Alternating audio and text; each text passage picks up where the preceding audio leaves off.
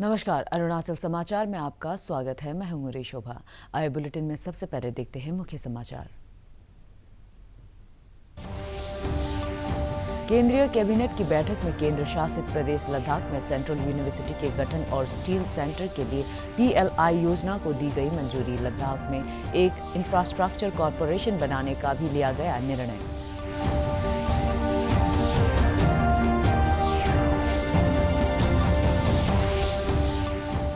मुख्यमंत्री पेमा खांडू ने स्वास्थ्य और शिक्षा विभाग के वेब पोर्टल को किया लॉन्च। कहा, कोविड-19 प्रबंधन पर स्टेट कंट्रोल रूम की वेब पोर्टल से उपलब्ध होंगे जरूरी आंकड़े। शिक्षा मंत्री ताबा तेदिर ने कहा, शिक्षा विभाग के इंटीग्रेटेड वेब पोर्टल से शिक्षकों की नियुक्ति की जा सकेगी प्रभावी निगरानी।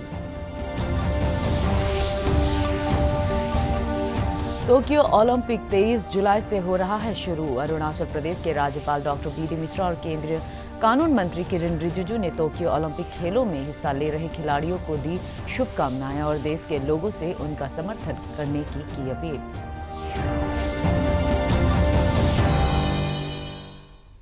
प्रधानमंत्री नरेंद्र मोदी की अगुवाई में आज केंद्रीय कैबिनेट की बैठक में केंद्र शासित प्रदेश लद्दाख में सेंट्रल यूनिवर्सिटी के गठन और स्टील सेंटर के लिए PLI योजना को मंजूरी दी गई। नई दिल्ली में संवाददाताओं को संबोधित करते हुए केंद्रीय सूचना और प्रसारण मंत्री अनुराग ठाकुर ने कहा कि केंद्रीय मंत्रिमंडल ने 750 करोड़ की लागत से लद्दाख में सेंट्रल यूनिवर्सिटी के प्रस्ताव को मंजूरी दी है।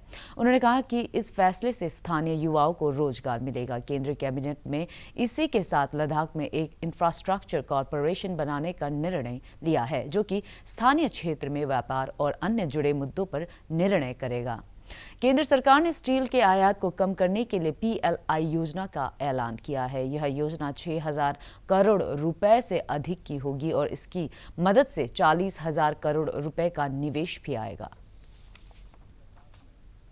750 करोड़ रुपए की लागत से सेंट्रल यूनिवर्सिटी की स्थापना की जाएगी और इसकी स्थापना से जहां एक और उच्च शिक्षा के क्षेत्र में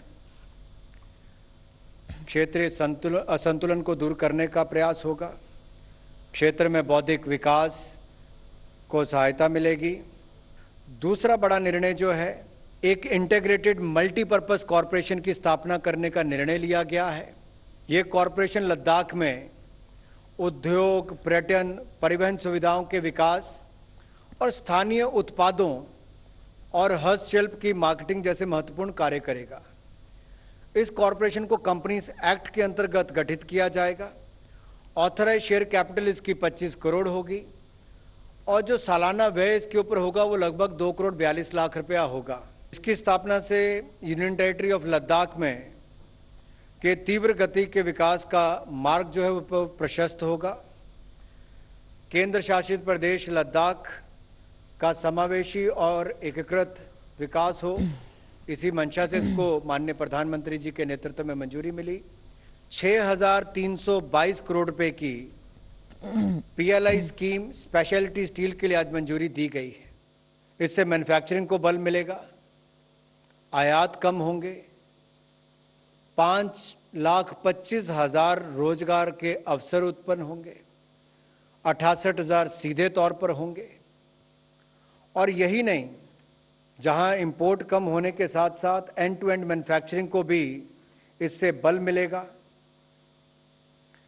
कुल मिलाकर 39,625 करोड़ रुपए का निवेश आकर्षित होगा। मुख्यमंत्री पेमा खांडू ने आज राज्य सचिवालय में स्वास्थ्य मंत्री आलो लिबांग की मौजूदगी में प्रभावी तरीके से कोविड-19 प्रबंधन के लिए स्टेट कंट्रोल रूम की वेब पोर्टल statecontrolroom.arunachal.gov.in का शुभारंभ किया। इस अवसर पर राज्य के मुख्य सचिव नरेश कुमार भी मौजूद थे। अपने एक ट्वीट में मुख्यमंत्री ने कहा कि इस पोर्टल के शुरू होने से राज्य में कोविड से जुड़े महत्वपूर्ण आंकड़े और जानकारी आसानी से लोगों के लिए उपलब्ध होगी। मुख्यमंत्री ने आज शिक्षा विभाग के इंटीग्रेटेड वेब पोर्टल education.arunachal.gov.in और mobile application of education department को लॉन्च किया। संवाददाताओं को संबोधित करते हुए शिक्षा मंत्री ताबा तेदिर ने कहा कि शिक्षा विभाग के इंटीग्रेटेड वेब पोर्टल पर राज्य के सभी स्कूलों में तैनात शिक्षकों और अन्य कर्मियों के बारे में जरूरी जानकारी उपलब्ध होगी। उन्होंने कहा कि इससे प्रदेश में बोगस टीचर से संबंधित शिकायतों का समाधान होगा। इस अवसर पर राज्य की शिक्षा आयुक्त निहारिका राय ने भी संबोधित किया। मुख्यमंत्री पेमा खांडू ने आज राज्य सरकार के नव नियुक्त प्रवक्ता गृह मंत्री बामंग फेलिक्स, विधायक न्यामर कारबाग, कालिंग मोयोंग, गैब्रियल डी वांगसू और न्यातो दुकुम के साथ बैठक की। बैठक के दौरान मुख्यमंत्री ने उम्मीद जताई कि राज्य सरकार के प्रवक्ता के रूप में ये सभी विधायक अपनी अतिरिक्त जिम्मेदारियों को टीम अरुणाचल की भावना के साथ नए विजन और उत्साह से पूरा कर सकेंगे। अरुणाचल प्रदेश के मुख्य सचिव नरेश कुमार ने कहा है कि राज्य के ग्रामीण क्षेत्रों में स्वरोजगार के अवसर पैदा करने के लिए राज्य सरकार विभिन्न बैंकों की सहायता से सेल्फ हेल्प ग्रुप को आसान शर्तों पर ऋण उपलब्ध करा रही है। उन्होंने कहा कि केंद्र सरकार की सामाजिक क्षेत्र की सभी योजनाओं में ग्रामीण स्तर पर स्व सहायता समूहों को जोड़ा जा रहा है। श्री कुमार ने कहा कि हर घर नल जल, स्वच्छ भारत मिशन सहित केंद्र और राज्य सरकार की योजनाओं के क्रियान्वयन में स्थानीय स्व सहायता समूहों को शामिल किया जा रहा है।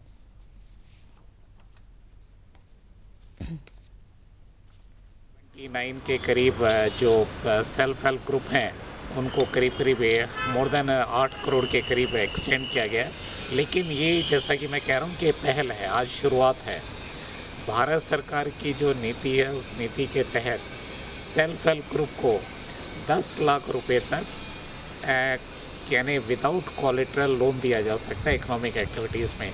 तो अरुणाचल प्रदेश की सरकार का ये मानना है कि जितना बैंक के द्वारा लोन दिया जाएगा उतना ही हम करीब करीब सपोर्ट करेंगे फाइनेंशियली स्टेट गवर्नमेंट से।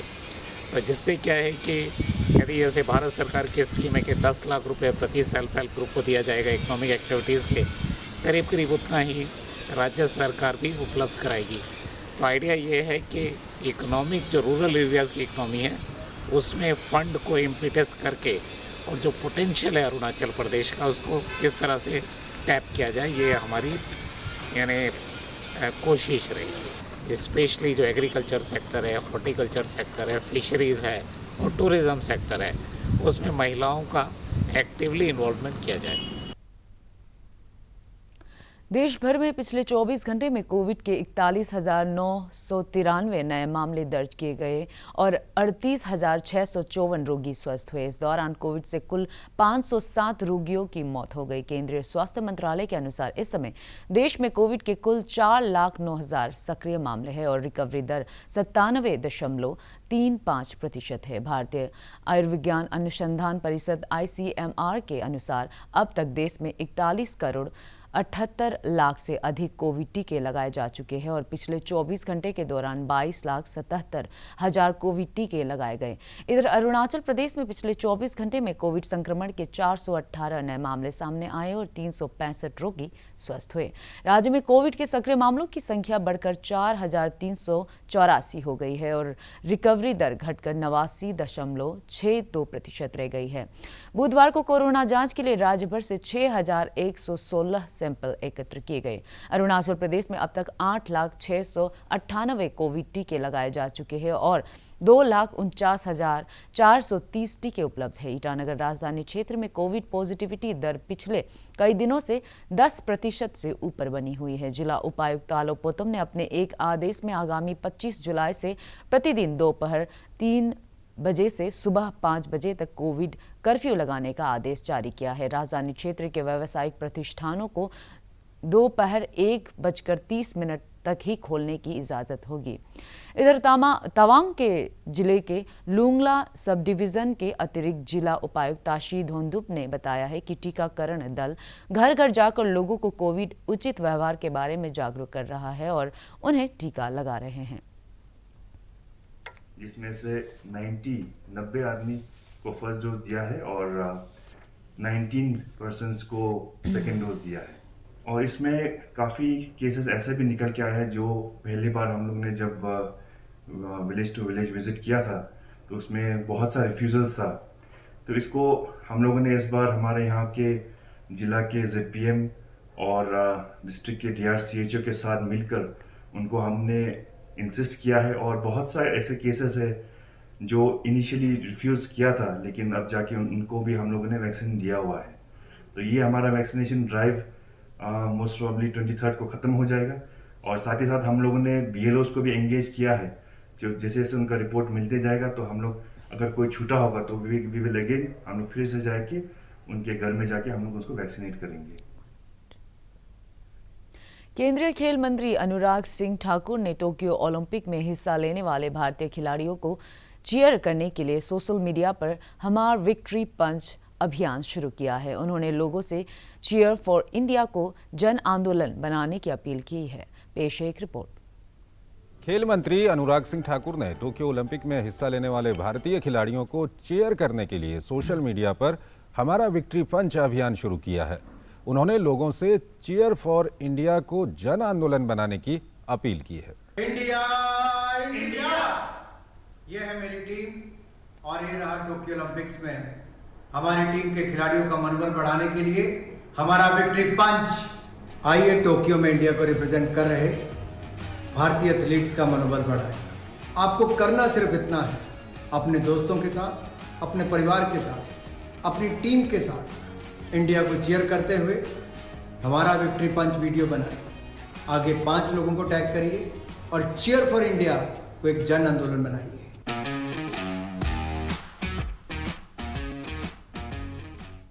टोक्यो ओलंपिक 23 जुलाई यानी कल से शुरू हो रहा है। टोक्यो ओलंपिक शुरू होने से पहले अरुणाचल प्रदेश के राज्यपाल डॉक्टर BD मिश्रा ने टोक्यो ओलंपिक खेलों में हिस्सा ले रहे सभी खिलाड़ियों को शुभकामनाएं दी है। राज्यपाल ने उम्मीद जताई है कि भारतीय खिलाड़ी ओलंपिक खेलों में सर्वश्रेष्ठ प्रदर्शन करेंगे और अपने देश के लिए पदक लाएंगे। राज्यपाल ने पूर्वोत्तर राज्य से बड़ी संख्या में खिलाड़ियों के भारतीय ओलंपिक दल में शामिल होने पर प्रसन्नता व्यक्त की है। इधर केंद्रीय कानून मंत्री किरण रिजिजू ने कहा है कि इस बार भारतीय एथलीट्स ने बेहतर तैयारी की है और इसका अच्छा परिणाम टोक्यो ओलंपिक में देखने को मिलेगा। नई दिल्ली में संवाददाताओं से बातचीत में श्री रिजिजू ने कहा कि इस बार ओलंपिक में भारत का सबसे बड़ा दल हिस्सा ले रहा है और सभी से अच्छे प्रदर्शन की उम्मीद है।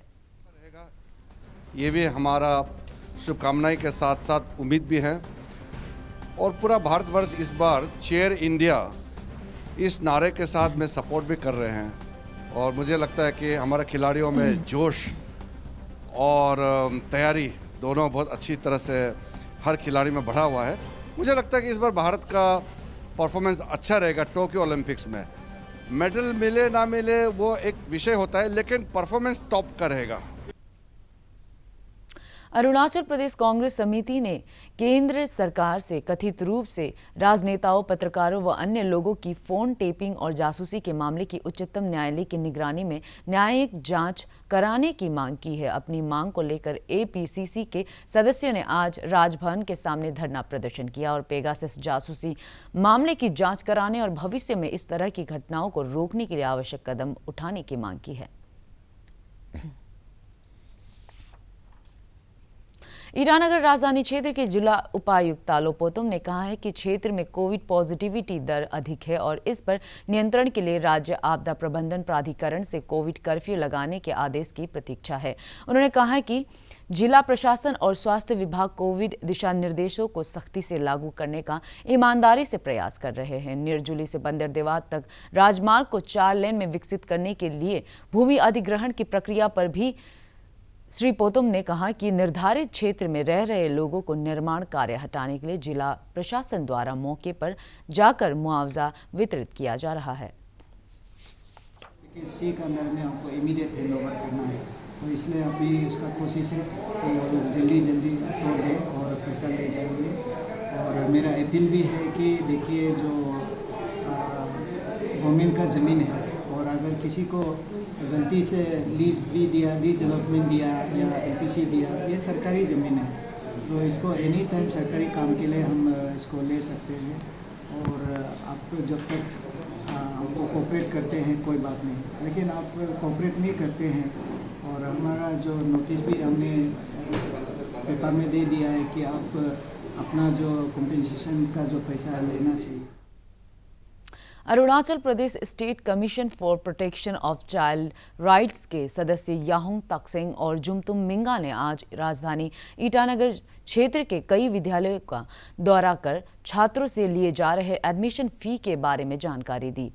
कई विद्यालयों में शिक्षा विभाग द्वारा निर्धारित किए गए प्रवेश शुल्क से अधिक लिए जाने की शिकायत के मद्देनजर आयोग ने विद्यालयों का दौरा कर प्रवेश शुल्क का ब्यौरा मांगा। कई विद्यालय के प्रधानाचार्य ने विद्यालय में मूलभूत सुविधाओं के लिए अतिरिक्त शुल्क लिए जाने की बात कही। स्कूल से कोई रिपोर्ट मिला है कि स्कूल एडमिशन फीस का बहुत ज़्यादा ले रहा है, तो इसीलिए हमने state commission child right protection का तरफ से जाके कई स्कूल में विजिट किया ईटानगर में, और कहीं कहीं मिला कि गवर्नमेंट। तवांग में बुधवार को प्लास्टिक वेस्ट मैनेजमेंट रूल्स 2016 को प्रभावी तरीके से लागू करने के विषय पर जिला स्तरीय टास्क फोर्स की बैठक हुई। बैठक में वर्ष 2022 तक सिंगल यूज प्लास्टिक को पूरी तरह से समाप्त करने के लक्ष्य को हासिल करने के लिए रणनीति पर चर्चा हुई। इस अवसर पर 50 माइक्रोन्स या इससे अधिक थिकनेस की प्लास्टिक बैग के उपयोग के नियम को सख्ती से लागू करने के लिए मजिस्ट्रेट, पुलिस और बाजार सचिवों को नगरीय क्षेत्र में नियमित अभियान चलाने को कहा गया। विस्तृत कार्य योजना के तहत सब डिवीजन, सर्कल और विलेज लेवल पर टास्क फोर्स गठित करने और गांधी जयंती 2 अक्टूबर 2021 कार्यक्रम के लिए पंचायत सदस्य, गैर सरकारी संगठनों और छात्र के सहयोग से स्वच्छता अभियान चलाने का भी निर्णय लिया गया। अरुणाचल समाचार के आज के अंक में इतना ही। जाने से पहले आप सभी से अनुरोध है कि कोविड-19 के दिशा निर्देशों का पालन करें, हमेशा मास्क लगाए, बार बार हाथ धोए और सोशल डिस्टेंसिंग के नियमों को मानें। कोरोना महामारी से बचाव के लिए आपका वैक्सीन लगवाना भी जरूरी है। अगर आप वैक्सीन लगवाने के पात्र है तो जरूर लगवाएं। हम कल फिर हाजिर होंगे अरुणाचल और देश दुनिया की खबरों के साथ। चलते चलते आपको बता दें कि आप अरुणाचल समाचार हमारे YouTube channel DD news Arunachal पर भी देख सकते हैं। देखते रहिए अरुण प्रभा। नमस्कार।